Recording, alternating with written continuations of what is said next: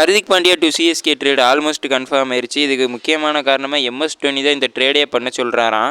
நேற்றுலேருந்து வர இந்த நியூஸ் உண்மையா? டோனியே சொல்லிட்டாருன்னா இந்த ஒரு ட்ரேடை சிஎஸ்கே லாக் பண்ணிடுவாங்களா? சிஎஸ்கேவோட சிஇஓவே இந்த ட்ரேடை பற்றி பேசியிருக்காரு. அது என்னங்கிறதையும் பார்ப்போம். கைஸ், அதே மாதிரி சிஎஸ்கே அன்சுல் கம்போஜிட்ட இருந்து மூவ் ஆன் ஆகணுமா? ஐபிஎல்லோட ஹாஃப் ஸ்டேஜுக்கு அப்புறமா அன்சுல் கம்போஜ் எல்லா பேட்ஸ்மேன் ஈஸியாக பிக் பண்ண ஆரம்பிச்சிட்டாங்கன்னு அப்படிங்கிற ஒரு கிரிட்டிசைஸ் வேறு அவர் மேலே இருக்குது. பற்றி நம்ம டீட்டெயிலாக டிஸ்கஸ் பண்ணுவோம். நீங்கள் இந்த வீடியோக்கு லைக் கொடுக்கலன்னா லைக் கொடுத்துக்கோங்க. சேனலுக்கு புதுசாக இருந்தால் சப்ஸ்கிரைப் பண்ணிக்கோங்க. வாங்க வீடியோக்குள்ளே போகலாம். கைஸ், அது என்ன கைஸ், ஐபிஎல்லுக்கு முன்னாடி தூபே பார்த்தோம்னா கிளச் தூபேவாக இருந்தார், நல்லா பர்ஃபார்ம் பண்ணார். ஐபிஎல்லுக்கு அப்புறமாவும் பார்த்தோம்னா ரொம்பவே நல்லா பர்ஃபார்ம் பண்ணார். ஆனால் ஐபிஎல்லில் ஒரு பர்ஃபார்மன்ஸும் இல்லை. அதுக்கான என்ன காரணம்னு தெரில. T20 லீகில் பார்த்துக்கிட்டோம்னா பவுலிங்லேயும் ரொம்ப எக்கானமிக்கலாக இருக்கார், விக்கெட்ஸும் எடுக்கிறாரு. பேட்டிங்லேயும் பார்த்தோம்னா நல்லா குயிக் ஃபயர் இன்னிங்ஸ் ஆடுறாரு. கேப்டன்சியில் பார்த்தோம்னா அவங்க டீமை ஃபைனல் வரைக்கும் எடுத்துகிட்டு போயிருக்காரு. கோட்ஸ் கேம்னு வந்துட்டாலே ரொம்ப அற்புதமாக ஆடுறாரு. இதேமாரியே சிஎஸ்கேக்கு ஆடினா கண்டிப்பாக இன்னுமே நம்ம நல்ல இடத்துல இருந்திருக்கலாம். தூபே ட்ரேட் ஆகாமல் சிஎஸ்கேலே இருந்தாருன்னா என்ன நடக்குதுன்னு பார்ப்போம். கேன் வில்லியம்சன் பார்த்தோம்னா ஆல் இன்டர்நேஷ்னல் கிரிக்கெட்லேருந்து ரிட்டையர்மெண்ட் அனௌன்ஸ் பண்ணிட்டாரு.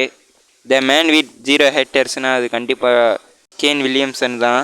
2018 பார்த்தோம்னா எஸ்ஆர்ஹெச்சை ஃபைனல் வரைக்கும் கொண்டு வந்தது. 2019 ஓடிஐ வேர்ல்டு கப்பில் ஃபைனல் வரைக்கும் கூட்டிகிட்டு வந்ததாக இருக்கட்டும். Happy retirement Kane Williamson. And நம்ம டீமை பற்றி பார்க்கலாம்.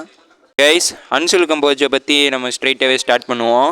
சிஎஸ்கே ஃபேன்ஸ் எல்லாம் பயங்கரமாக ஹோப் வச்சுக்கிட்டு இருந்தாங்க. அத்தனிலிஸ் இல்லை, கலீல் அகமது இல்லை, ஆனால் அன்சுல் கம்போஜ் இருப்பான்னு நம்ம நினச்சிக்கிட்டு இருக்கும்போது இருக்கணும்னா லாஸ்ட்டு சில மேட்சை ரொம்பவே அடி வாங்கினார். ஆனால் சிஎஸ்கேவோட லீடிங் விக்கெட் டேக்கராக ஆனால் இந்த சீசனில் அவர் தான் இருந்தார். ஆனால் ஃபஸ்ட்டு கொஞ்சம் எஃபெக்டிவாக இருந்தார். ஆனால் செகண்ட் ஹாஃபில் அந்த மாதிரி அவரால் எஃபெக்டிவாக இருக்க முடியல. இந்த எல்எஸ்டி மேட்ச்லேருந்து கம்போஜோட ரிடமே அப்படியே ட்ராப் ஆயிடுச்சு. எல்எஸ்டி மேட்ச்சுக்கு அப்புறமா எல்லா பேட்ஸ்மேன்ஸுமே அவர் அடிக்க ஆரம்பிச்சிட்டாங்க. ஏ சீரீஸில் கூட அவர் ஒரே ஒரு விக்கெட்டு தான் எடுத்திருந்தார். இதுக்கு காரணம் அவர் போடுற லென்த்து தான். எல்லாமே ஒரே லென்த்லேயே போட்டுக்கிட்டு இருக்காரு. அதனால தான் பேட்ஸ்மேன்ஸ் பிக் பண்ணுறதுக்கு ரொம்ப ஈஸியாகவும் இருக்குது. கம்போஜ் கண்டிப்பாக இன்னும் எக்கச்சக்க ஒர்க்ஸை அவரோட பவுலிங்கில் பண்ணியே ஆகணும். இந்தியாக்கரை இன்னும் அதிகமாக போடுறதுக்கு அவர் ப்ராக்டிஸ் பண்ணணும். அடுத்த வருஷம் நிறைய கிரிக்கெட் மேட்ச் ஆட போகிறாரு. இப்போ அவர் இன்னும் பெட்டர் ஆறாரா இல்லையான்னு. அகமது அண்ட் அன்சுல் கம்போஜ் 2 பேர் பார்த்தோம்னா அடுத்த வருஷம் சிஎஸ்கேக்கு ஒரே மேட்ச்லேயே ஆடுறதுக்கான வாய்ப்பு கம்மி தான். ஏன்னா சிஎஸ்கே பார்த்தோம்னா ஒரு கேப்புடு இந்தியன் பேசர் சைடு போகணும். இப்படி அவங்க போனாங்கன்னா இந்த 2 பேரில் யாராச்சும் ஒருத்தர் தான் பிளேயிங் 11ல் இருக்கணும். எல்லாமே இப்போ வர டொமஸ்டிக் பெர்ஃபார்மன்ஸை பொறுத்து தான் யார் பிளேயிங் 11ல் ஆடுவாங்க ஆட மாட்டாங்கன்னு முடிவு பண்ணுவாங்க. இங்கே சொல்லுங்கள், கம்போஜை விட்டு நம்ம மூவ் ஆன் ஆகணுமா இல்லை கம்போஜை கண்டினியூ பண்ணால் நல்லா இருக்குமான்னு. இப்போ வாங்க ஸ்ட்ரெயிட்டாகவே ஹர்திக் பாண்டியோட ட்ரேடை பற்றி பார்ப்போம். ஹர்திக் பாண்டியோட ட்ரேட் விஷயத்தை பற்றி ஒரு அப்டேட் இல்லாமல் இருந்துச்சு. ஆனால் நேற்று என்னடானா எக்கச்சக்க பேர் ரிசோர்ஸஸில் சொல்கிறாங்க Hardik Pandya to CSK almost confirm தான். ஏன்னா எம்எஸ் டோனியே இந்த ட்ரேடை பண்ண சொல்லியிருக்காராம். அந்த விஷயத்தை பற்றி நம்ம ஸ்ட்ரெயிட்டாகவே 1 by 1 பார்ப்போம். ஃபஸ்ட்டாக ஸ்ட்ரெயிட்டாகவே இது எங்கேருந்து ஸ்டார்ட் ஆச்சுன்னா Hardik Pandya to CSK trade கன்ஃபார்மாக நடக்க போகுது அப்படின்னு ஆர்டிகல்ஸ் அடித்து சொல்லுது. அந்த ஆர்டிக்கலில் சொன்னவர் சிஎஸ்கேக்கு கொஞ்சம் க்ளோஸானவர். அதுக்கப்புறமா என்ன சொல்கிறாங்கன்னா ஹர்திக் பாண்டியா டு சிஎஸ்கே ட்ரேடை பண்ண சொன்னதே எம்எஸ் டோனி தானா. எம்எஸ் டோனி போனதுக்கு அப்புறமா அந்த ஃபினிஷிங் ரோலை ஹர்திக் பாண்டியா தான் அதை ஃபுல்ஃபில் பண்ண முடியும்னு எம்எஸ் டோனியை நம்புகிறாரு. எம்எஸ் டோனி பார்த்தோம்னா சிஎஸ்கே மேனேஜ்மெண்ட்டுக்கிட்ட சொல்லியிருக்காரு ஹர்திக் பாண்டியா ட்ரேடுக்கு அவைலபிளாக இருந்தால் வாங்க பாருங்க அப்படின்னு எம்எஸ் டோனியே சொல்லியிருக்காராம். அப்படின்னு நான் சொல்லலை, அந்த ஆர்டிக்கலில் இருந்து தான் இந்த நியூஸ் வந்தது. முன்னாடியே ரோஹித் சர்மா அண்ட் எம்எஸ் டோனி 2 பேருமே இந்த ட்ரேடை பற்றி பேசினதாக ஒரு நியூஸ் இருக்குது. சொல்லியிருக்காங்கன்னா 2 பெரிய டீம்ஸோட 2 பெரிய கேப்டன்ஸ் தான் இதை பற்றி பேசிக்கிட்டு இருக்காங்க அப்படின்னு நியூஸ் வருது.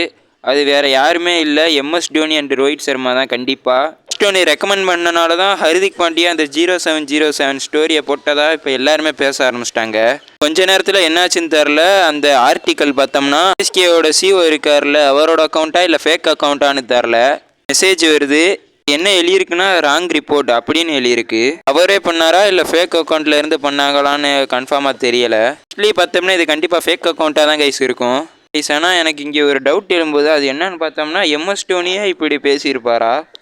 ஜடேஜாட்டை கூட ட்ரேட் பண்ணுறதுக்கு முன்னாடி டோனிட்ட ஒன்று கூட கேட்கலையா. சிஎஸ்கேவோட எந்த டிசிஷன்லேயுமே எம்எஸ் டோனி இன்வால்வ் ஆகிறதே கிடையாது. ருத்ராஜ் கைக்வாட் அண்ட் ஸ்டீவன் ஃப்ளெமிங்கை டிசிஷன் எடுக்கட்டும்னு சொல்லி எம்எஸ் டோனியை விட்டுருக்காரு. நியூஸில் மட்டும் எம்எஸ் டோனி எப்படி இன்வால்வ் ஆனார்னு எனக்கு புரியலை. ஹர்திக் பாண்டியா வந்து எம்எஸ் டோனி கிட்ட கேட்டிருக்கலாம், நான் இந்த மாதிரி ட்ரேட் ஆக போகிறேன் அப்படின்னு. எம்எஸ் டோனி பார்த்தோம்னா சிஎஸ்கே மேனேஜ்மெண்ட் கிட்ட வந்து சொல்லியிருக்கலாம். நீங்கள் சொல்லுங்கள், ஹர்திக் பாண்டியா சிஎஸ்கேக்கு ட்ரேட் ஆவாரா இல்லை வேறு டீமுக்கு தான் போவாரான்னு. வீடியோ பிடிச்சிருச்சுன்னா லைக் பண்ணுங்கள், சேனலுக்கு இருந்தால் சப்ஸ்கிரைப் பண்ணுங்கள். Bye friends.